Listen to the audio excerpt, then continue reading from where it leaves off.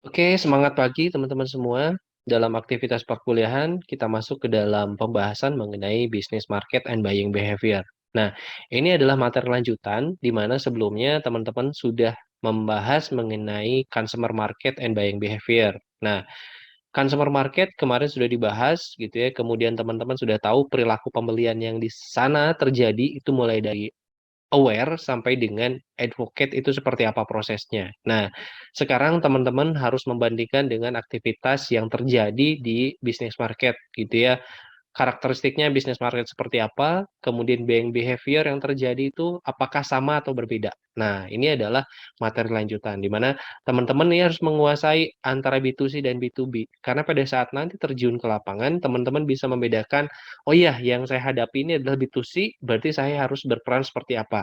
Kemudian ketika menghadapi B2B gitu, misalnya kita main di segmen B2B, saya harus melakukan apa? Teman-teman juga bisa mengantisipasinya dengan hal-hal yang teman-teman pelajari dari teori-teori yang kita dalami dalam perkuliahan, ya. Oke.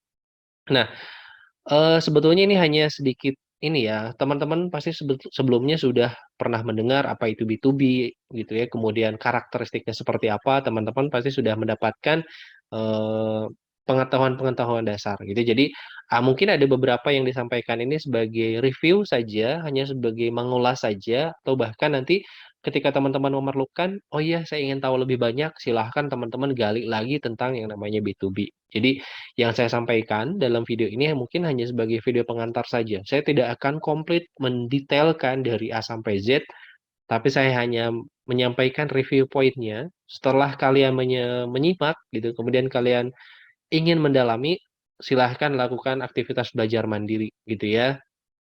Oke. Nah, sekarang kita mulai dari pembedaan eh, mana itu segmen B2B dan mana itu segmen B2C gitu ya. Dari hasil capture yang saya dapatkan, ini adalah beberapa catatan yang bisa membedakan aktivitas B2B dan B2C, gitu ya. Nah, di sini catatan yang pertama, bahwa yang namanya B2C itu katanya aktivitas komunikasinya ataupun periklanannya dilakukan secara massal, gitu ya. Di sana eh, terjadi periklanan secara impersonal, pokoknya ditujukan untuk semua orang, gitu. Tapi itu tidak terjadi di B2B, gitu ya. Tawaran-tawaran yang masuk ke dalam segmen B2B itu harus spesifik kepada perusahaan tersebut gitu ya. Jadi kita nggak bisa menyamaratakan iklan untuk B2B itu untuk semua industri, untuk semua produsen, untuk semua perusahaan misalnya nggak bisa. Jadi yang tawaran-tawaran yang kita lakukan itu berdasarkan personal selling, direct selling gitu ya dari perusahaan kita kepada perusahaan klien, perusahaan mitra. Nah, ini dilakukan dengan cara close relationship with customer melalui tadi appointment gitu ya, melalui tawaran email, proposal dan lain sebagainya. Nah, itu adalah komunikasi yang dilakukan antara B2B dan B2C itu jelas cukup berbeda. Kemudian yang kedua dari segi customernya. Kalau B2C tadi itu lebih masif ya, banyak banget customernya, kemudian tidak terdefinisikan secara jelas gitu, tapi mereka ada. Jumlahnya sangat banyak sekali customer dari B2C gitu. Tapi kalau misalkan untuk B2B, di sini customernya sedikit karena tadi spesifik gitu ya. Kebutuhan mereka, aktivitas mereka spesifik dan itu harus kita layani. Jadi customernya lebih sedikit gitu ya kalau B2B ini. Kemudian karakteristik yang lain itu kalau B2C ini katanya stimulate by marketing, extremely value sensitive gitu ya. Jadi sensitif dengan yang namanya value gitu ya. Sensitif dengan yang namanya value, kemudian terstimulasi oleh aktivitas marketing gitu ya. Jadi marketing yang dilakukan memang harus masif ketika bicara mengenai B2B, B2C gitu ya. Tapi ketika B2B gitu ya, nah, karakteristik produk yang muncul di sini adalah from and consumer demand. Ya barangnya sama gitu ya, kebutuhannya sama, misalkan kebutuhan untuk menulis, kebutuhan untuk makan, kebutuhan untuk minum, tapi dikonsumsi oleh business organization gitu ya. Tapi yang terjadi di sini kalau yang satu dalam B2C ini adalah sensitif karena value, yang satu adalah less price sensitive gitu. Jadi yang namanya harga gitu ya, ya kalau B2B bisa diatur-atur lah gitu ya, karena pembeliannya juga biasanya sangat banyak gitu ya. nggak kayak consumer belinya 1, 2, 3, tapi kalau B2B banyak banget ketika mereka melakukan pembelian. Dan yang terakhir dari capture ini katanya di sini kalau B2B ini dilakukan dengan cara konsultatif selling. Berarti ada peran dari tenaga penjualan, sales force di sana gitu ya. Peran dari tenaga penjualan di B2B sangat penting karena dilakukan tadi dengan relationship yang sangat close gitu ya. Nah, itu adalah pembedaan dari B2B dan B2C. Nah, saya rasa teman-teman juga sudah punya poin-poin tambahan gitu ya. Kalau ini hanya 4, saya rasa teman-teman sudah punya beberapa catatan tambahan, bahkan mungkin lebih dari 4, lebih dari 5 dan seterusnya ya. Jadi teman-teman harus sudah bisa mengidentifikasi bagaimana karakter B2B dan B2C. Karena itu memang dua pasar yang potensial digarap oleh seorang sellers ataupun seorang marketers gitu. Ya, oke. Nah, dari pembedaan B2B dan B2C ini kita lanjut kepada ada siapa saja sih di bisnis market tersebut gitu ya. Siapa saja yang bisa kita jadikan sebagai target kita ketika kita masuk ke dalam bisnis market gitu ya. Nah, dalam bisnis market ada 3 kategori utama yang bisa kita layani sebagai customer. Yang pertama adalah commercial enterprise. Commercial enterprise ini adalah perusahaan-perusahaan komersil. Jadi mereka melakukan usaha, mereka melakukan produksi, dan mereka menjual, mereka mendapatkan untung. Nah, itu adalah segmen pertama dari bisnis market, gitu ya. Nah, kemudian yang kedua itu adalah government market. Government market ini adalah pasar pemerintahan, gitu ya. Siapa pasar pemerintah itu? Pasar pemerintahnya contohnya adalah pemerintah pusat dan ada pemerintah daerah. Gitu. Itu juga bisa menjadi target market kita sebagai B2B player. Kemudian yang ketiga adalah institution market. Nah, institution market ini adalah institusi yang mereka memiliki organisasi, institusi ataupun organisasi yang mereka melakukan pembelian secara banyak gitu ya. Contohnya misalkan di sini ada yang namanya yayasan, sekolah, kemudian rumah keagamaan gitu ya, masjid, gereja dan lain sebagainya. Mereka juga biasanya kan membeli barang dengan cara sekaligus gitu ya, membeli barangnya banyak. Nah, ini adalah ketiga kategori yang bisa kita layani dalam bisnis market gitu ya. Nah, dari ketiga segmen ini, karakteristik dan organisasi pembeliannya sangat beda-beda gitu ya. Satu sama lain sangat berbeda gitu ya.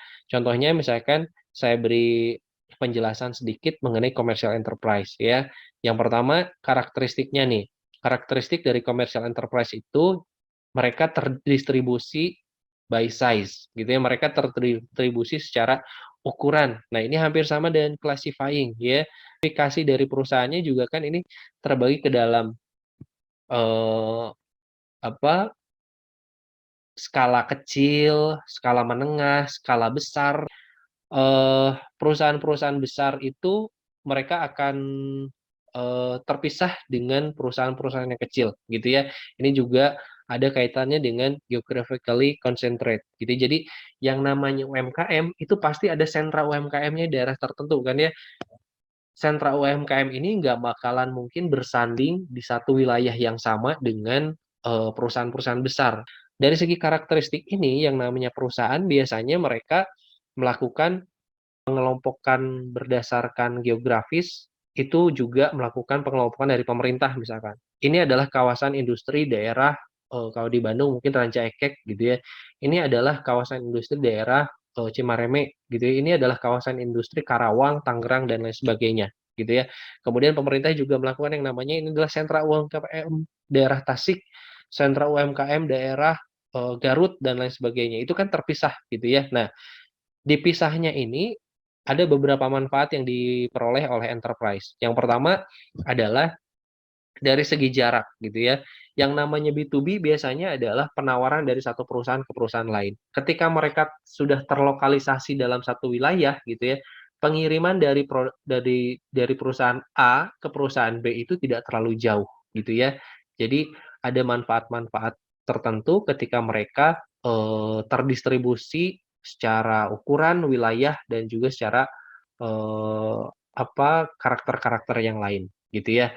Nah, kemudian organisasi pembelian yang dilakukan oleh commercial enterprise itu mereka berdasarkan beberapa kategori. Yang pertama adalah tujuan pembeliannya untuk apa, jadi mereka belinya itu untuk apa, gitu ya.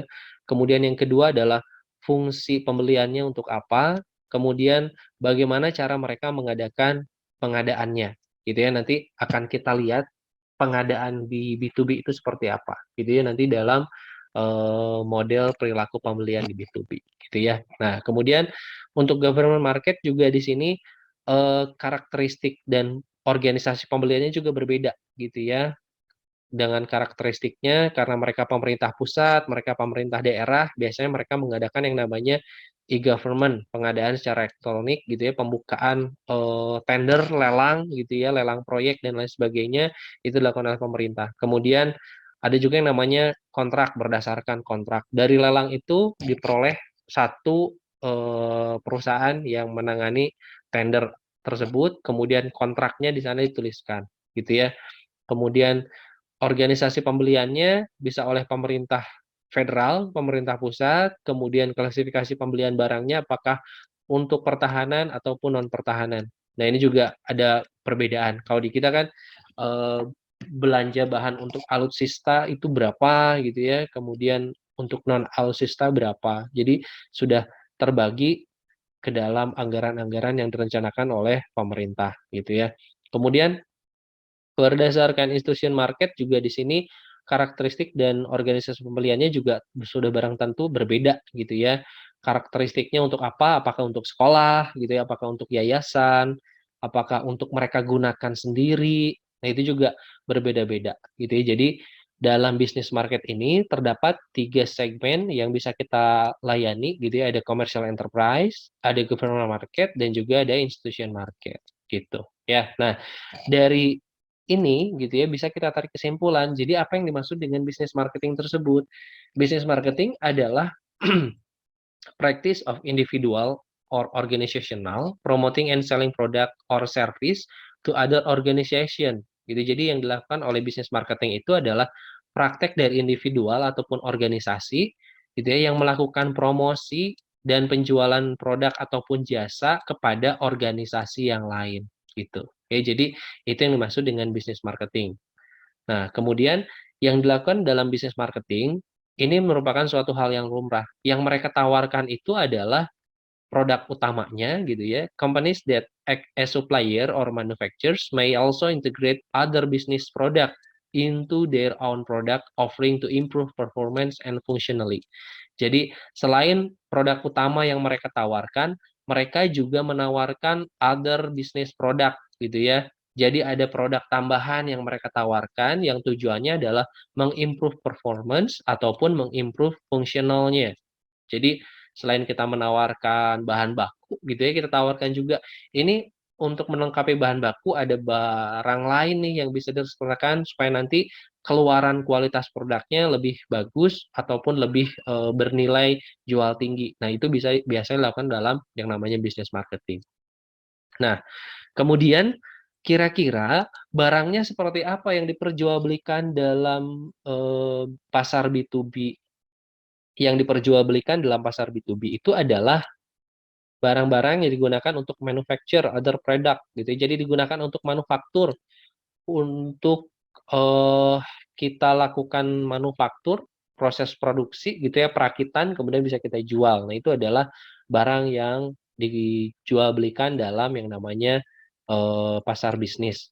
Kemudian yang diperjualbelikan dalam pasar bisnis itu adalah barang-barang become part of another product gitu ya. Jadi berupa pelengkap ataupun bagian dari sebuah produk itu juga masuk ke dalam kategori produk di pasar bisnis. Kemudian barang-barang yang digunakan ataupun barang atau jasa yang digunakan dalam operasi normal dalam sebuah organisasi.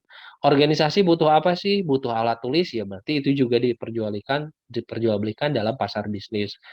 Organisasi butuh apa sih? Butuh beras karena karyawannya harus dikasih makan, misalkan makan siang dan sebagainya, berarti beras pun masuk ke dalam yang namanya bisnis produk gitu. Kemudian semua barang yang bisa dijual without change in form gitu ya. Jadi barang jadi juga bisa masuk ke dalam bisnis produk gitu ya, karena misalkan untuk dijual kembali gitu ya. Nah, ini adalah beberapa eh, penjelasan mengenai bisnis produk yang meng-highlight bahwa bisnis produk juga sama dengan consumer product gitu ya. Jadi yang membedakannya itu adalah siapa customer-nya gitu ya. Siapa customer-nya. Kemudian yang kedua adalah jumlah pembeliannya. Jumlah pembeliannya berapa gitu ya. Dan yang ketiga adalah digunakan untuk apa, use-nya untuk apa. Nah, ketika kita sudah bisa menjawab siapa konsumennya, jumlah pembelian berapa, mereka gunakan untuk apa, bisa kita klasifikasikan, oh iya, karena ini konsumennya adalah sebuah perusahaan, kemudian mereka jumlah belinya itu adalah banyak gitu ya, tidak satuan, tidak pieces, tapi berupa kontainer, berupa bal, misalkan ya, berarti ini masuk ke dalam kategori bisnis produk gitu. Kemudian karena ini belinya adalah personal, belinya hanya 10 misalkannya, dia gunakan untuk konsumsi di rumah pribadi, berarti ini adalah consumer product. Tapi ketika seorang consumer beli dalam jumlah banyak tujuannya untuk dijual, resell gitu ya, resell, berarti ini masuk juga ke dalam bisnis produk gitu ya. Nah, sekarang apa sih yang perlu kita siapkan sebagai perusahaan, sebagai B2B player untuk bisa masuk ke dalam bisnis segmen B2B? Yang bisa dilakukan adalah yang pertama, market sensing capability nih ya. Yang harus kita punya gitu ya, kita harus punya kemampuan untuk market sensing.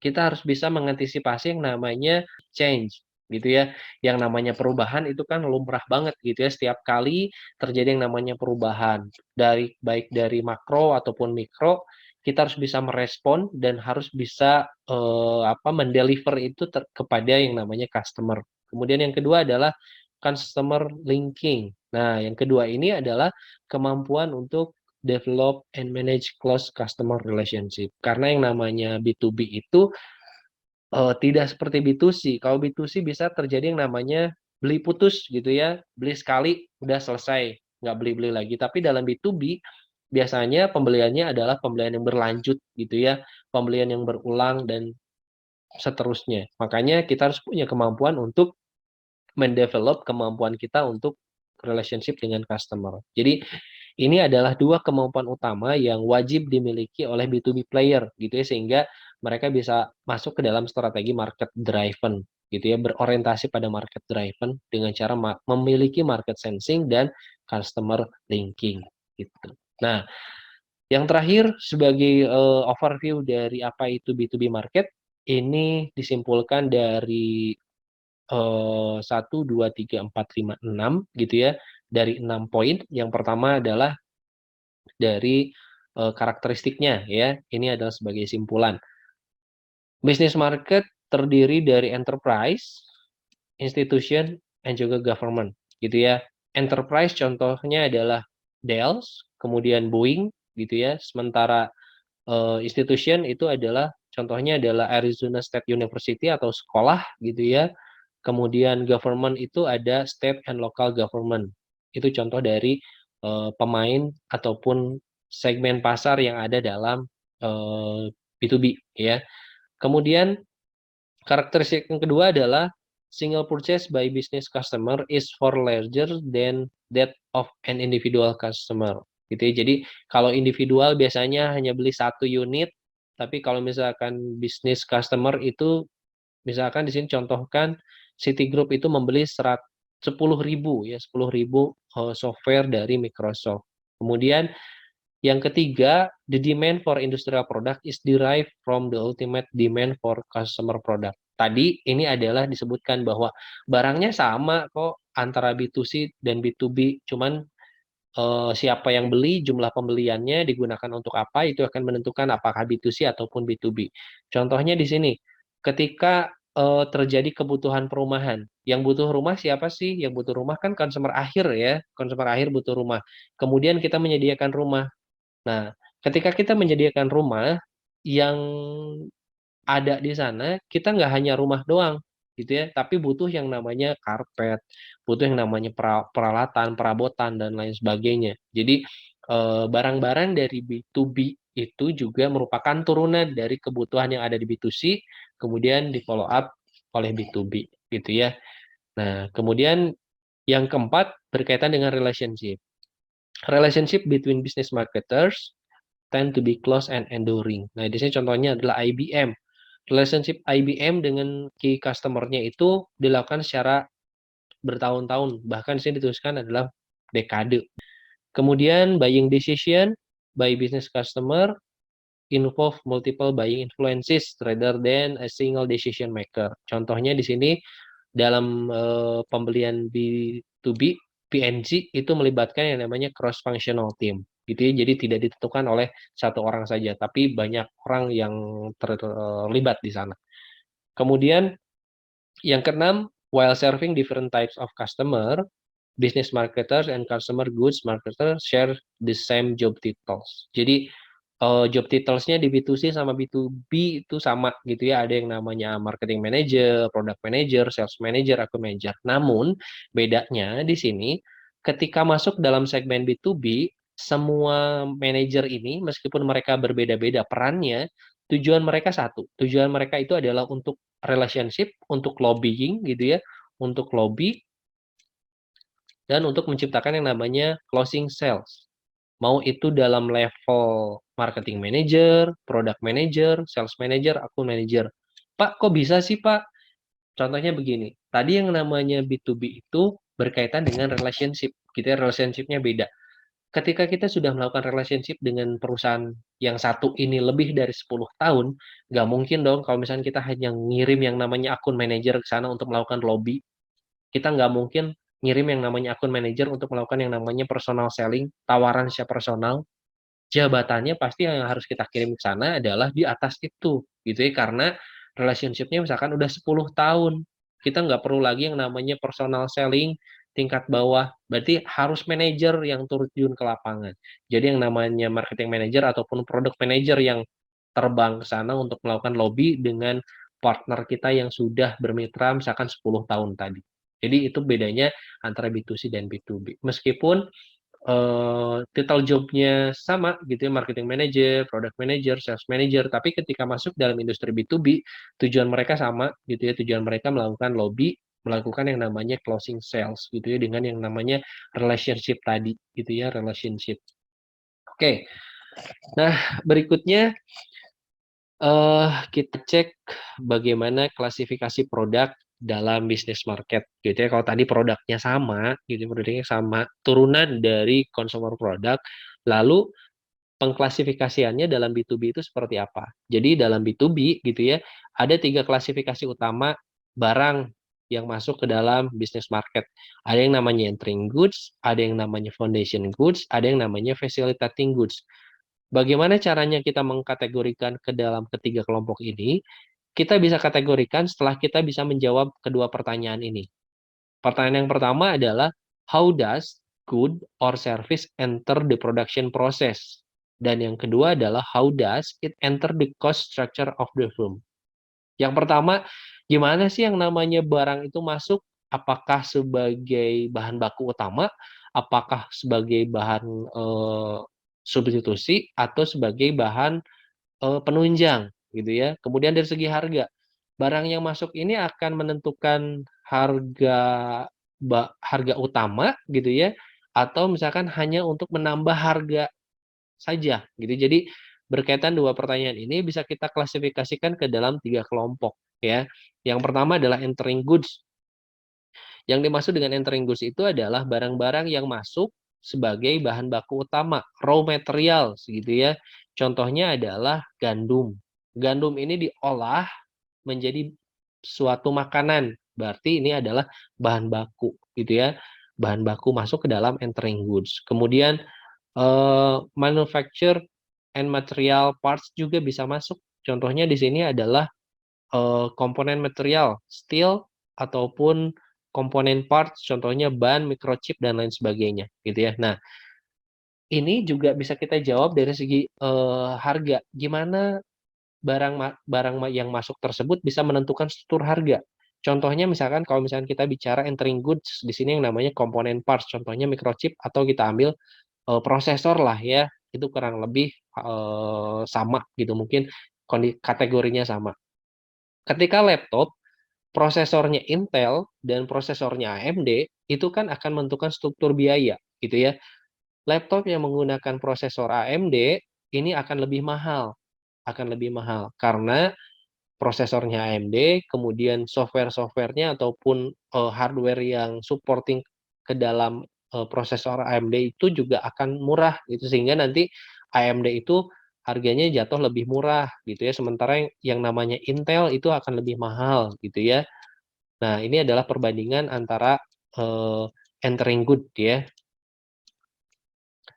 Kemudian yang kedua adalah foundation goods. Foundation goods ini adalah bahan dasar untuk dilakukan sebuah pekerjaan. Contohnya adalah barang-barang yang masuk ke dalam kategori instalasi atau barang-barang yang kita gunakan sebagai bahan kerja. Contohnya di sini ada yang namanya gedung gitu ya, ada yang namanya kantor gitu. Ketika tidak ada gedung, tidak ada kantor, berarti kita nggak bisa kerja gitu ya. Kita nggak bisa ngerjain kerjaan kita, perusahaan nggak bisa produksi gitu ya. Contohnya seperti itu. Kemudian yang terakhir itu adalah facilitating good. Kalau facilitating good ini adalah produk-produk yang berupa supporting ataupun additional gitu ya. Supporting atau additional. Nah, contohnya berarti kalau nggak ada barang ini, bisa digantikan dengan barang yang lain. Gitu ya. Berarti ini kalau dari segi struktur harga, ini berarti hanya pelengkap saja gitu ya. Kalau diganti barangnya, harganya berubahnya berapa. Contohnya adalah seperti itu ya. Nah, ini adalah tentang klasifikasi barang di bisnis market. Oke, itu sedikit overview tentang bisnis market itu seperti apa gitu ya. Kemudian berikutnya akan kita sambung ke dalam perilaku pembelian yang terjadi di sana. Dalam perilaku pembelian di bisnis market. Nah, perilaku pembelian di bisnis market ternyata tidak sesimpel di consumer market. Kalau misalkan di consumer market, step by step-nya mungkin ada 5 gitu ya, tapi dalam B2B ini ada sampai 8 gitu ya. Jadi di sini bisa kita cek juga ada yang namanya stage-nya dan ada yang namanya description gitu ya. Nah, eh dimulai gitu ya, perilaku pembelian itu dimulai pada saat kita melakukan perusahaan itu menyadari yang namanya problem recognition gitu ya. Problem recognition, contohnya di sini deskripsinya adalah managers di PNG itu membutuhkan high speed packaging untuk support a new product launch gitu ya. Jadi perusahaan PNG di sini eh, merekognisi gitu ya, dia menemukan kebutuhan baru gitu ya, butuh yang namanya peralatan pengemasan berkecepatan tinggi. Nah, ini adalah diawali dengan begins ya, diawali dengan yang namanya problem recognition. Kemudian masuk ke dalam step yang kedua nih. Setelah kita mengetahui problem recognition, kita butuhnya apa, baru di sini kita deskripsikan gitu ya, menentukan karakteristik yang diperlukan dalam sistem yang baru tadi itu apa gitu ya. Production manager work with a purchasing manager to determine the characteristic needed in the new packaging system. Jadi yang dibutuhkannya apa nih gitu ya. Dan di sini kita sharing gitu ya dengan yang namanya purchasing manager. Kita butuhnya adalah peralatan yang seperti ini, seperti ini, seperti ini, kemudian dibuat yang namanya description. Kemudian setelah deskripsinya muncul, setelah kita tahu deskripsinya ada, baru masuk ke dalam step yang ketiga, product specification. An experienced production manager assists a purchasing manager in developing a detailed and precise description of needed equipment. Jadi mengembangkan deskripsi rinci yang tepat tentang peralatan tersebut apa gitu ya. Jadi di sini kita spesifikasikan. Nah, setelah kita spesifikasikan gitu ya, itu masuk dalam proses define. Kemudian berikutnya adalah masuk ke dalam yang namanya searching process. Nah, step yang keempat di sini diawali dengan yang namanya supplier search gitu ya. Mengidentifikasi sekumpulan pemasok alternatif yang dapat memenuhi persyaratan. After conferring with production manager, a purchasing manager identifies a set alternative supplier. Jadi kita mengidentifikasi nih supplier bisa memenuhi kebutuhan kita itu berapa banyak gitu ya, siapa aja, kita list gitu ya. Nah, kemudian setelah kita melakukan supplier searching, masuk ke dalam yang namanya step yang kelima, acquisition and analysis proposal gitu ya. Kita buka tawaran kepada perusahaan-perusahaan tersebut untuk memenuhi kebutuhan kita. Silahkan ajukan proposal, silahkan ajukan pemenuhan kebutuhan yang bisa dilakukan oleh perusahaan Anda kepada perusahaan kami. Nah, dari sana, dari proses seperti itu, kita bisa mendapatkan proposal-proposal yang masuk gitu ya, tawaran-tawaran yang masuk. Kita ambil gitu ya, kita ambil, kita nilai sehingga nanti bisa masuk ke dalam step yang keenam. Step keenam ini adalah supplier selection. Dalam supplier selection ini, kita harus pilih 2 sampai 3 perusahaan yang bisa menjadi potensial pemenuhan kebutuhan kita gitu ya. Negotiation with the two finalists are conducted and supplier is chosen. Jadi kita ambil 2 sampai 3 perusahaan lah menurut saya ya. Kita negosiasi dulu, kita lakukan diskusi dulu bagaimana caranya mereka melakukan pembutuhan terhadap kebutuhan kita, pemenuhan kebutuhan kita gitu ya. Nah, kenapa harus 2 atau 3 Pak? Sebagai alternatif barangkali misalkan kita hanya pilih satu gitu ya, kemudian gagal, ketika kita pilih satu kemudian gagal, kita harus balik lagi ke step yang keempat, gitu ya. Kita harus supplier search lagi atau bahkan kita masuk lagi yang pertama. Tapi ketika kita mendapatkan 2 ataupun 3, ketika satu yang gagal, kita masih berada di step yang ini, gitu ya. Kita masih berada di step ini. Kemudian setelah supplier selection tersebut dilakukan, kemudian kita pilih satu supplier gitu ya, and a supplier is chosen. Kita pilih salah satu supplier, kemudian lanjut ke dalam step yang ketujuh, yaitu adalah selection of order rutin. Seperti apa itu tindak lanjut dari project-nya. Di sini tentu saja sudah membicarakan yang namanya delivery date is established for production equipment gitu ya. Sudah menentukan kira-kira proyeknya dimulai kapan, dikirimnya kapan. Dan yang terakhir baru masuk stage yang ke-8 gitu ya, stage terakhir performance review gitu ya. Setelah dilakukan pengadaan barang, setelah dilakukan yang namanya peralatannya dipasang gitu ya, barulah yang namanya manajer pembelian di sini dan manajer produksi gitu ya, mengevaluasi gitu ya, evaluate the performance of the equipment and the service support provided by the supplier. Kita nilai nih di sini gitu ya performance review-nya, gimana dari kebutuhan yang sudah kita publish tersebut mampu nggak dipenuhi dengan supplier ini gitu ya. Kemudian produknya sesuai enggak gitu ya. Nah, ini dilakukan dalam performance review ini dilakukan karena metode pembelian dalam B2B itu ada 3. Dan ini performance review ini akan menentukan proses keputusan pembeliannya akan seperti apa. Apakah melakukan new task buying gitu ya, atau modified buying, atau straight buying.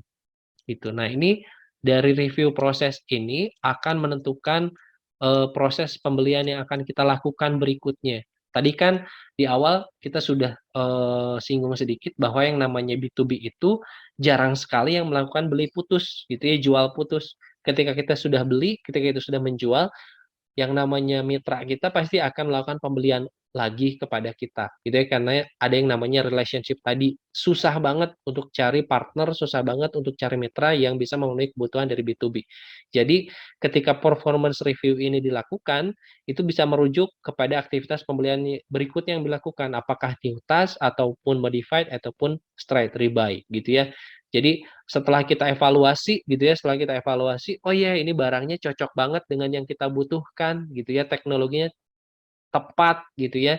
Jadi ketika kita ada kebutuhan yang sama, kita bisa langsung melakukan yang namanya straight rebuy, modified rebuy gitu ya. Nah, new task buying ini dalam B2B ini dilakukan pada saat kita melakukan problem recognition gitu ya. Contohnya ini yang dilakukan gitu ya. Step ini yang dilakukan ini masuk ke dalam new task buying. Jadi perusahaan tersebut menemukan kebutuhan-kebutuhan baru yang harus dia penuhi. Stepnya ada 8. Ini masuk ke dalam new task buying. Kemudian modified buying. Yang dimaksud dengan modified buying itu adalah ketika sebuah perusahaan melakukan order gitu ya kepada supplier, kemudian suppliernya memenuhi kebutuhannya dan ada sedikit kebutuhan yang perlu dirubah. Ah, kemarin saya pesen bahan baku ini tapi ada yang kurang pas nih. Perlu dilakukan tambahan, perlu dilakukan additional misalkan. Nah, itu masuk ke dalam modified rebuy. Kemarin sudah beli, kemudian untuk pembelian berikutnya ada request dikit. Nah, itu adalah modified rebuy. Dan yang terakhir adalah straight rebuy. Straight rebuy ini adalah beli langsung gitu. Jadi kemarin udah beli komposisi komposisi kemudian kualitasnya udah sesuai pas banget dengan yang kita butuhkan, berarti ketika kita akan melakukan pembelian berikutnya langsung aja beli lagi karena kemarin udah cocok banget gitu. Nah, ini adalah 3 jenis kegiatan pembelian dalam B2B gitu ya. Di bawah, di slide di bawah ini sudah dijelaskan teman-teman. Silakan teman-teman nanti dicek lagi PowerPoint-nya, kemudian dibaca-baca lagi bukunya gitu ya. Jadi ini adalah materi yang bisa saya sajikan sebagai trigger saja tentang chapter 3 dalam marketing and selling berkaitan dengan business market dan buying behavior in business market. Jadi selain yang saya sampaikan di sini tentunya masih banyak yang harus teman-teman baca, yang harus teman-teman cari tahu gitu ya. Demikian yang bisa saya sampaikan untuk pengantar chapter ketiga ini. Jika ada pertanyaan ataupun hal yang akan didiskusikan, silahkan saya tunggu responnya. Terima kasih. Wassalamualaikum warahmatullahi wabarakatuh.